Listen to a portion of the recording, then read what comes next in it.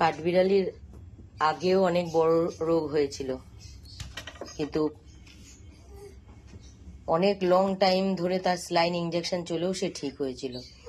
কিন্তু এবারে এমন রোগটা হলো, দেখো ও কিছুতেই উঠে আর দাঁড়াতে পারছে না। দেখেছো, ও দাঁড়াতে গেলেই পড়ে যাচ্ছে। এই মানে 3 দিন থেকে এরকমই ও করছে, মানে দাঁড়ানোর চেষ্টা করছে কিন্তু দাঁড়াতে পারছে না। কিন্তু ওর ট্রিটমেন্ট কিন্তু এখনো চলছে।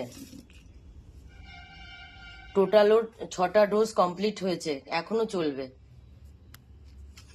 কি হয়েছে বাবা? তুমি তো দাঁড়াতেই পারছো না, একদম দাঁড়াতে পারছে না।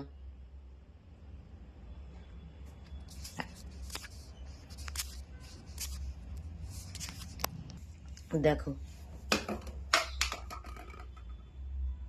কি হয়েছে কাব্বিলুই, মুখ থেকে যেইটুকু আওয়াজ বেরোচ্ছিল সেটাও বেরোচ্ছে না। আর এই যে এইভাবে ইয়ে করে চলছে, লাতপাত করে চলছে, মানে উঠে সোজা দাঁড়াতেই পারছে না। দাঁড়ালেই মানে মাথা মনে হয় ঘুরছে কিনা জানি না, নাকি পায়ে মনে হয় জোর নেই।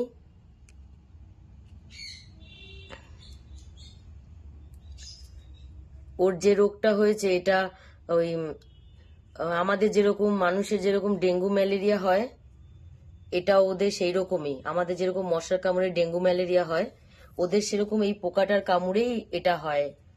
আর এই রোগটা হলে সাধারণত পা হাত পার এরকম অবস্থাই হয়। এবার জানি না সেটা এটা কতদিন থাকবে, না ঠিক হবে কিনা আমি নিজেও বুঝতে পারছি না।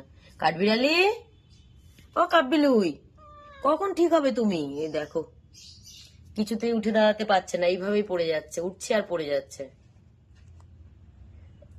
এই এখন হসপিটালে যাব, ওকে একবার দেখাতে নিয়ে যাব যে এরকম কেন হচ্ছে। স্লাইন মানে মেডিসিন তো এখনো চলছে, কিন্তু যত দিন যাচ্ছে তত এরকম মানে উঠে দাঁড়াতে পারছে না আর।